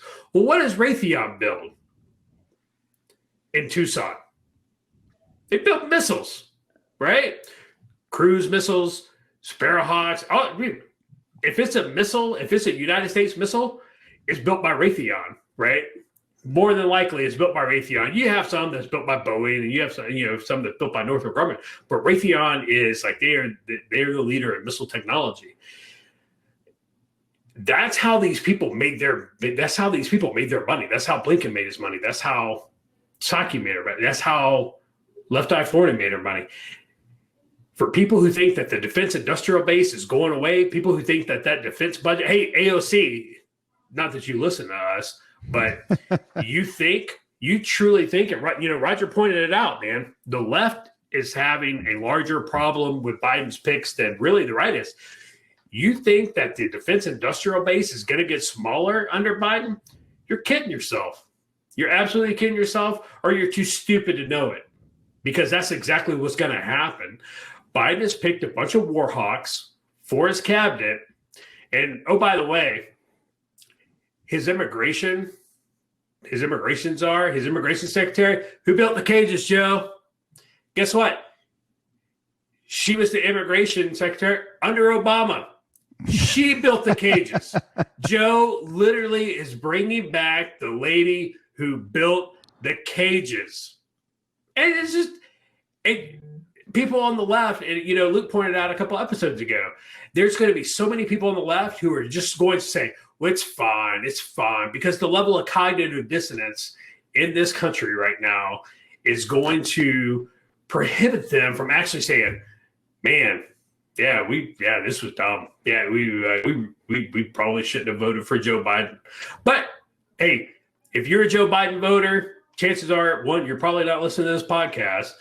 But two, if you are, guess what? You voted for it. You support this. You support kids in cages. You support wars. You support flag draped coffins coming home. You support that because you voted for that. You knew the policies when you went to the polls.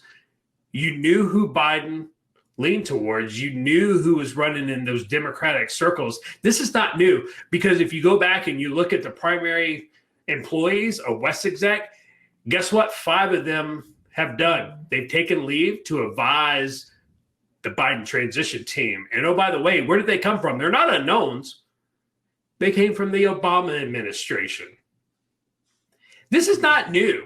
This is just, you voted for that. And if you didn't know it, it's either a couple of things. One, you're an uneducated voter. You're not an issue voter. You're an emotional voter, right? Which makes you an idiot, which makes you dangerous. Or 2, you did research it and you decided that you're okay with it. So either way, you support it, right? You either supported it through ignorance because you're stupid, or you actually know it and you supported it, which, again, I'm going to say it, and I've said it on social media. I've said it on my Facebook page. I've said it on my Twitter. I've said it everywhere. If you voted for Biden simply because of your hate for Donald Trump, you hate Donald Trump more than you love your country. And to me, personally, if you hate someone more than you love your country, that makes you a traitor in my book. And you should die a traitor's death. All right. Josh 316, whatever you want to call it. So I think Josh said so. I think Josh just wished half the Thanksgiving eaters out there caught like salmonella or something like that from oh turkey. God, from your lips to God's ears. And I tell you, you hit on the head with the West Exec thing, and there's a big thing. One thing that Barry did, which I agreed with, was the lobbying thing, because you really don't want lobbying firms to influence foreign policy, right, or domestic policy. It's just it's all bad because it's money. It's all about the money. It's all about the dollar. It's not your interest. It's not the country's interest. That's not what the priority is. It's the almighty dollar. And so by West Exec, which, by the way, you should really look up how they got their name, West Exec, West Wing, executive. Might want to look that up a little bit. I mean, it's right in front of people's faces, and they don't either, again, like Josh has said, they don't even see it, or they just don't care. But to retitle as a strategic consulting group, okay, that means they're going to have influence on foreign policy. They're going to have an influence on domestic policy. And the problem that I have with this, and I didn't go through Trump's entire cabinet because, one, we didn't have a podcast at the time, but I felt a different vibe when Trump came in. And even to this day, I felt that Trump came in with his agenda. I like this. I like this. I don't like this, this and that. Get me the people that are going to support my agenda. With Joe Biden, he doesn't have an agenda. He doesn't know what he supports. And the more and more you read about it, and we've followed Joe Biden for a long time. I mean, you can go back through and look through his Senate hearings and this and that. I mean, foreign policy record's atrocious. As a matter of fact, everybody he's picked so far and his major cabinet members, I mean, it's all bad. When you go through, and again, this is the left saying this. This is not me. This is not right-wing news or conservative. Almost everything you read about these folks is like, have they learned from their mistakes? Have they learned from their mistakes? Because there were a lot of failures there. And I don't get the feeling that Joe Biden came in, because even with Barry kind of came in with his agenda. Now, some of that was molded and this and that, but Barry came in with his agenda and he found people to support that. But when you look at Joe Biden, I just don't feel he's got that agenda. And he is just bringing in these folks that, okay, well, this person's an expert in monetary policy. So whatever she says, that's what we're doing. Well, no, that's not the way it should work. You should have your plan and you bring in folks that are going to implement that plan. Otherwise, it just becomes this incestuous pool that we've got in DC, the swamp, because it's the same stuff that goes on over and over and over and over again. It's like same thing when they were talking about West Exec, because Madeleine Albright's done it and Cohen's done it. And all these folks get out and they start their lobbying firms and they never leave. They stay right there and they continue to influence policy, foreign policy, domestic policy, and the same ideas just go round and round and round. So that's one of the major problems that I have with it. How it plans out in the next 4 years. I look at history, and I don't mind hiring experts. Like when they brought in, who was it, Rex Tillerson from Exxon. there's a difference when you bring in an outside expert because this guy knows how to run a business, or this gal knows how to do this. She's the best in her field. He's the best in his field. So I want them to apply that in the government sector versus folks that really we've paid for their mistakes, and all their mistakes have been made with government decisions, foreign policy decisions, domestic policy decisions. When you run down the list, and I'll keep this short here before I kick it back to Luke. But when you run down everything from like your budget chief, this is what you voted for. One, these are all throwbacks from the Clintons, right? Did some time with the Obamas, but you're not getting anything new. If you thought you got rid of the Clintons, you got nothing coming to you. But she also suggested cutting Social Security. She was one of the major architects for Obamacare. Bernie hates her guts because she's not far left enough. And the one thing I actually agree with her on, she's against the $15 minimum wage. When you look at Janet Yellen, again, covered a lot of her stuff. She was the economic advisor to Bill Clinton. She fully supports higher taxes. She fully supports cuts to Medicare. She fully supports cuts to Social Security. The one thing that she does do that I agree with is she is about trying to reel in the out of control spending, but it's less about reeling in the out of control spending. It's just finding some more money somewhere. There's a difference between, hey, I'm going to balance the budget. And I'll tell you this, you can call it COVID, this and that, whatever. Trump didn't do a great job. And I think conservatives as a whole, they've just moved away from this platform of fiscal conservativeness. But it's not about saving money. I mean, this $21 trillion debt is going to be, I guarantee at the end of the 4 years, it'll be $26 trillion. It'd be $26 trillion. And oh, by the way, get used to your higher taxes, because not only are they all for the higher taxes, but what did Biden say? The first thing he was going to do, he was going to get rid of the Trump tax cuts. So we mentioned this during the last episode, I think. So for the bottom tier tax bracket, that's like a 16.4% increase in tax right off the bat that you're going to have. When you look at Antony Blinken, I won't even beat that up anymore. Iraq and Libya, that's enough right there for me. You can just say those two and say, yep, that guy probably does not need to serve in the role that he's going to serve in.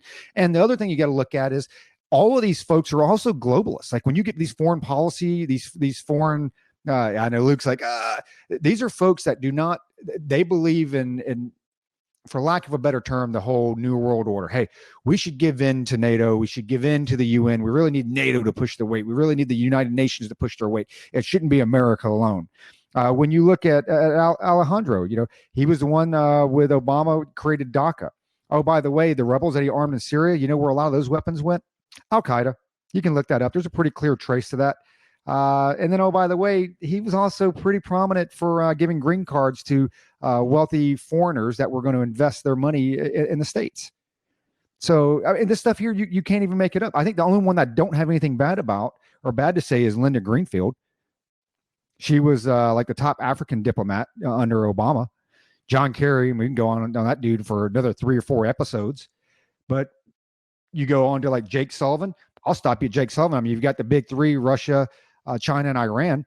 I won't even go down the role of what Russia thinks. You can just Google that stuff. There's no respect for him there. And China, hey, all those little islands are building out there and all this colonizing and this and that, that's going to explode over the next 4 years. But I'll tell you this, Jake Sullivan, you can stop right at the Iran nuclear deal. That's all I needed to see right there. Done. And the list just keeps going on and on and on and on. I mean, you can go look these people up and don't take our word for it. Like I said, it's the left. So, in closing for me, it's you hope the best for the country. You hope that maybe I don't agree. And I think this is something that I've seen us go away from over the last couple of decades. There seemed to be a time when I was younger, maybe I was just less educated and wasn't as in tune. Of course, the news cycle was a little bit different back then because you necessarily didn't see all the moving pieces like you do now. But I felt back, a decade ago, 2 decades ago, that the left, right, center, we all had the same goal. We just had different ways of getting there. And now I don't feel we have that. I think that there are separate and distinct goals, and that's what bothers me. There was a time when you could say, well, obviously we all want the country to be successful. You want the president to be successful because you had the same end result. Now, if we take a different path to get there, hey, I'm all for that as long as we're meeting our objectives.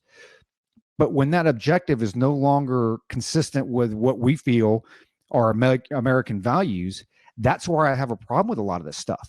And so when you look at some of these cabinet members and where they stand on their international foreign policy decisions, and as far as, hey, I do not want to end up like the EU. right? You cannot end up like, hey, we can't sell these hair dryers here because it's too many volts, and there's some other organization says that you can't do this, while John Kerry flies around in his private jets. Because as we're seeing from the mass, right? As we're seeing from the mass, hey, good enough for thee, not for me. I ain't doing that. You guys all do that. You guys wear the mask. You guys close your stores. You guys don't have more than 10 people over, but I'll go do what I want to do. And that's my problem a lot with the EU is you lose your autonomy with stuff like that. And I fear, that's the path that we're headed down. And some people want that new world order. Some people want that global harmony. And I would tell you this, it goes back to I think Josh said it with Thomas Jefferson. And I actually had this argument with a family member not too long ago, but it was all peace and harmony. Hey, we are not a peaceful people. We never have been. If you think that we are peaceful as Americans, you know nothing about American history, right? I mean, we've had our politicians actually duel, like shoot at each other. I mean, come on, that's for real. When you go back to all the way back to Washington, we've said it before, when that guy crossed the river on Christmas Day to go kill people, guess what? We are not a peaceful nation. We never have been.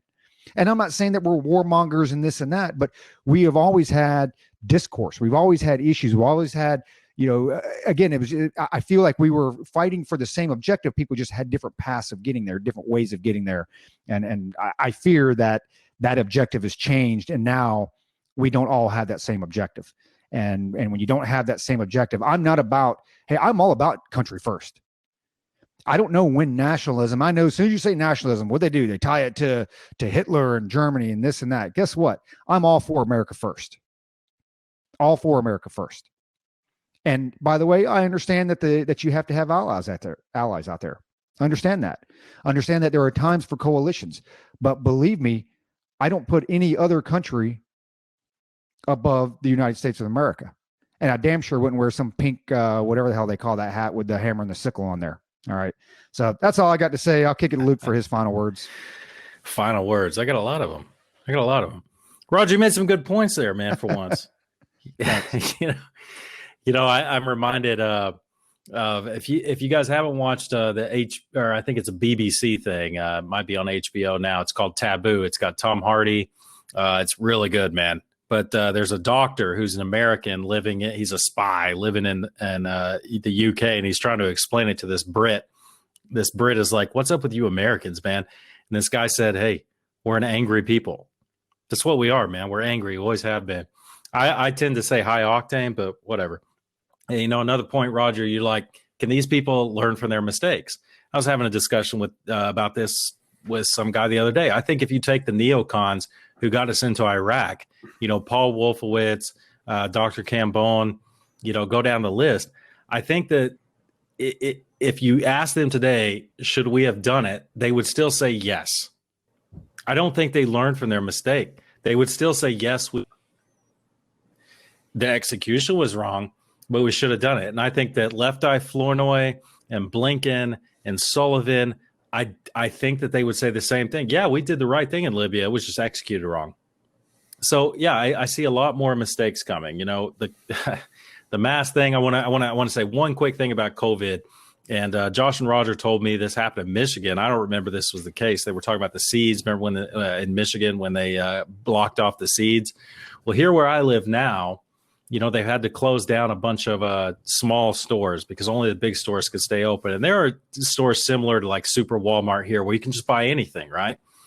But now the law is if a small store can't sell it, the big store can't either. So coats, shoes, electronics, big stores can't sell those. So if your kid needs a coat, if your kid needs a new pair of shoes, tough shit. If you can't get it from the small store, then no one can have it.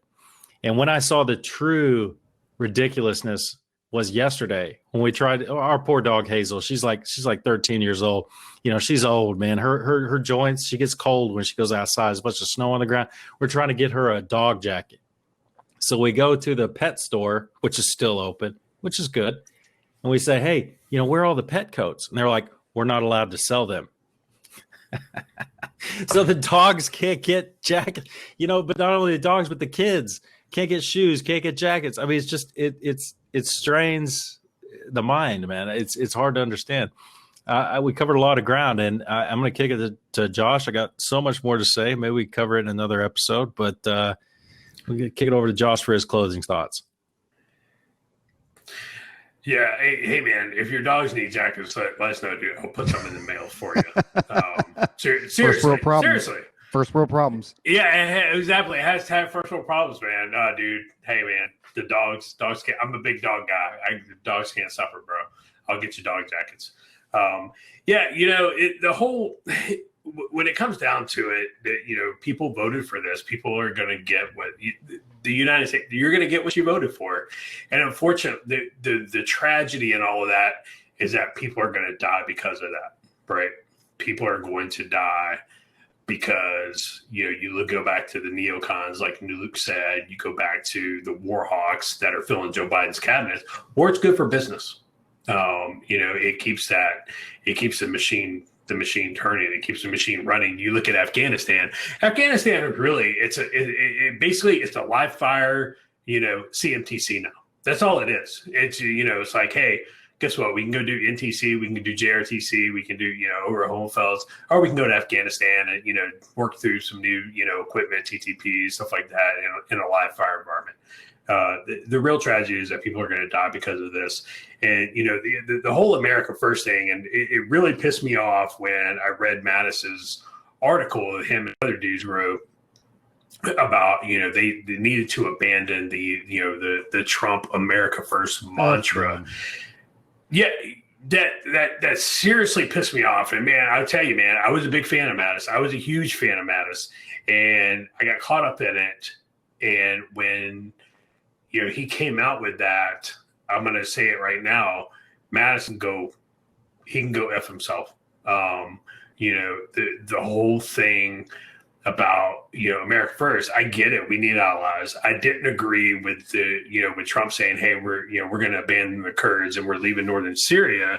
I didn't agree with that, having been there and having worked with the Kurds. I tell you, when it comes to the Kurds, man, they are our true last allies in that region. They are, they're literally fighting for their survival, and I get it, and I understand, where they're coming from, and the Kurds basically hate everybody we hate, which should make them a pretty good ally. But at the end of the day, it's like Roger, it's like you said, Roger. I get we can't do it without allies, but at the end of the day, man, if it comes down to us in Canada or us in Australia or us in the Kiwis, it's us. It is America first. It's always been America first. It will always be America first. You go back and you look at, you can't take care of anybody else if you don't take care of yourself, right? I can't take care of my soldiers if I'm a babbling, blundering, drunken mess. Right, I can't do it as a leader, and so people are like, oh well, America has to lead from the front. It's like, hey man, sometimes it has to be America first, but that doesn't mean America alone. Like Mattis said, and I think Mattis is full of shit, and people are gonna be like, oh, he's the warrior monk, he's this, he's that. I don't give a fuck what you think he is. He's wrong. America first doesn't mean America alone. That's crap. So I got a lot more to say on this. Maybe we can cover it in another episode. I don't know. But hey, real quick, thanks again to Carlton Zeus for the music. Really appreciate it. I don't know if you've made any money off of us or what. Off our 13 listeners. But hey, Carlton, seriously, man, we really appreciate it. We're humbled that you let us pimp your music. We do. Hey, real quick, I wanted to throw a shout out there to my wife's mom.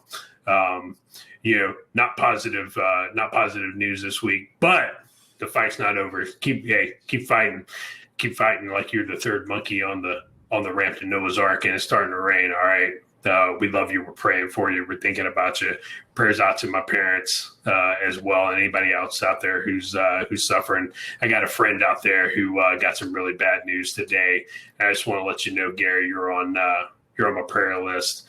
And hey, for all you listeners out there, Really appreciate you. Hey, if you're the guy from Twitter today and you're actually listening to this episode, I can't wait for you to come on because I'm gonna crush your fucking face.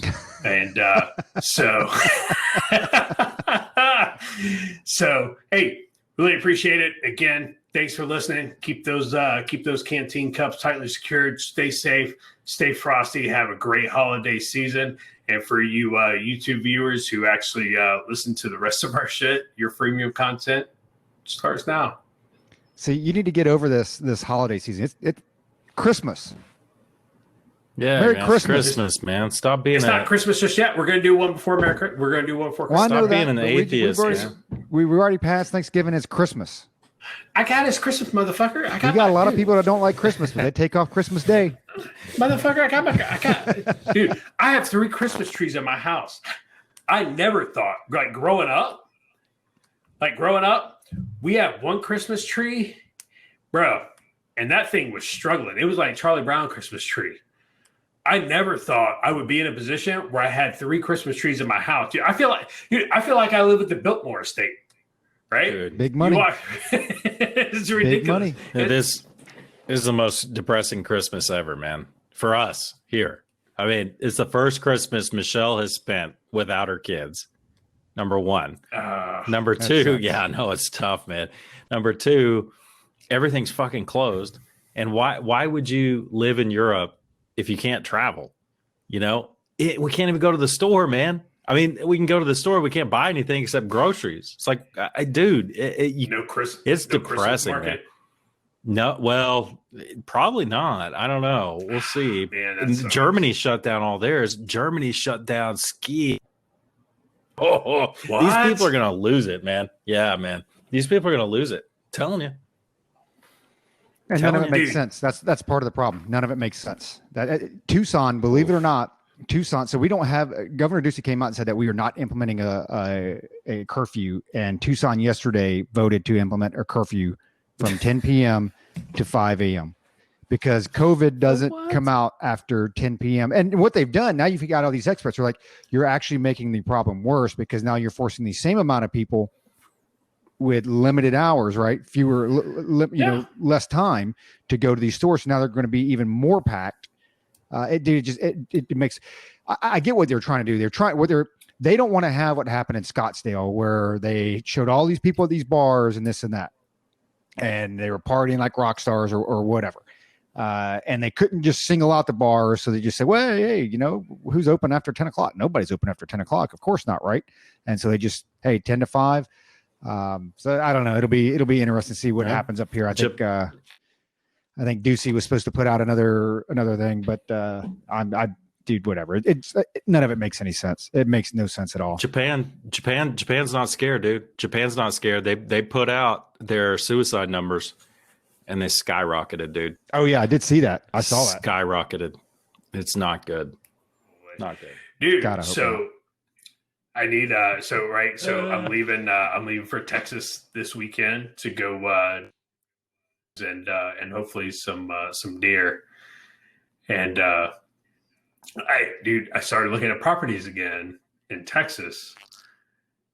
And man, dude, the West, the Pecos region and down in like the Rio Grande Plateau, basically like Southwest Texas. Like you go down, you find Brownsville and then start running the border to the west, like down up in there, man. Dude, it's crazy. You're talking like 100 acres for like $60,000. Mm-hmm. It's great. I'm like, what? It's great, dude. 100 acres here. It's like, oh, I hope you have $800,000. It's crazy. It's crazy. That's how it is out here, man. It's becoming so dang expensive. So once my kids get out, and we got a few more years, if we hang out about another. Ideally, I'd like to do like another 9 years here, and then we figure something out. Whether we just keep this house and buy something else up north, or whatever we end up doing. You're not leaving. You're not leaving Apache Junction. Hey, man, with house values right now where they're at here, it's like, you know what? You offer me the right amount of money, you can have my dog. You can have both of them. You can have all 3 of the dogs. I'll let you choose one of the kids. And I saw House Hunters. What is it? It's Queen Creek, and then there's the Gilbert. Name off the areas.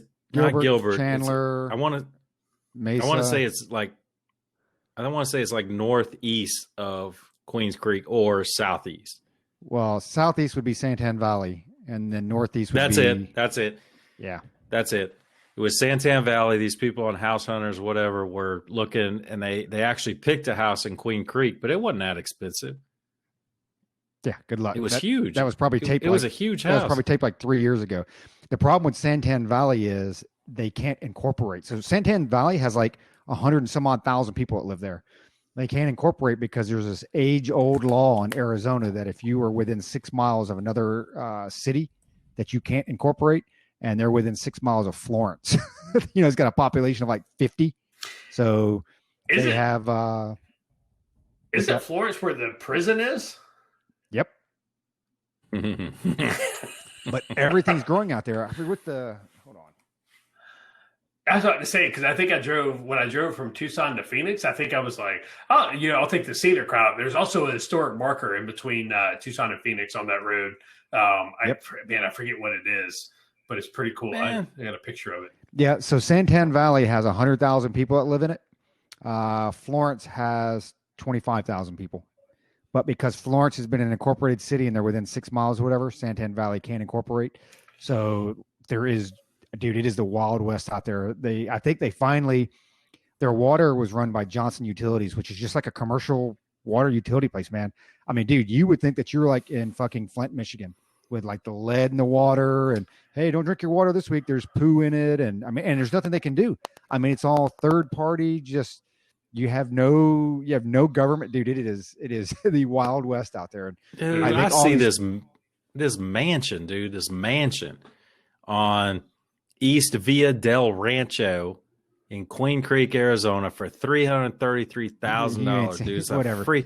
Dude, I'm looking on Zillow right now, dude. Shoot me the link. Nice, dude. Look at that. Oh, dude. That's Zillow, nice carpet. Dude, Zillow. That's some nice carpet, and you bro. can find. So dude, if you had like a standard quarter-acre lot, hold on, you can go find a 4 or 5 bedroom for $350,000-$400,000. This thing is a mansion at 1,800 square feet. 1,800 square feet. 870, 3-bed, 2-bath, man. If you go to one of the big suburban areas out here, you could probably do about $350 for like a 3 or 4 bedroom house, something like that. But a quarter-acre lot, 3 levels. But you ain't getting. Yeah, that was our house in Maryland. Like, I think it was like 1,700 square feet, 4 bedroom, 2 bath, 300 plus K. Telling you, hey, you know what? If I had a shit ton of money and was liquid, I would buy land in Apache Junction. I would do it because they are gentrifying that place, and they are getting to buy. They're getting ready to try to annex Gold Canyon, which is big retirement community, old money. This and that. Apache Junction is going to try to annex Gold Canyon. Apache Junction, are they kicking all? They're kicking all the Native Americans out. Some of them, that or buying them out, whatever. Well, they get all the Gila. They're all out here to the west of us anyway. They got all the casinos and all that stuff. They're doing all right. So racist. All right, fellas. Well, all you YouTube viewers out there, thanks for sticking around, and thanks for tuning in. Again, thanks to Carlton Zeus for his intro music. Stay safe out there. Hope everybody had a fantastic Thanksgiving. And here on Culper's Canteen Cup, we say we hope that you have a Merry Christmas. And then all the people that Josh mentioned on the podcast, our hearts and prayers go out to them. So stay safe out there and keep your canteen cups tightly secured.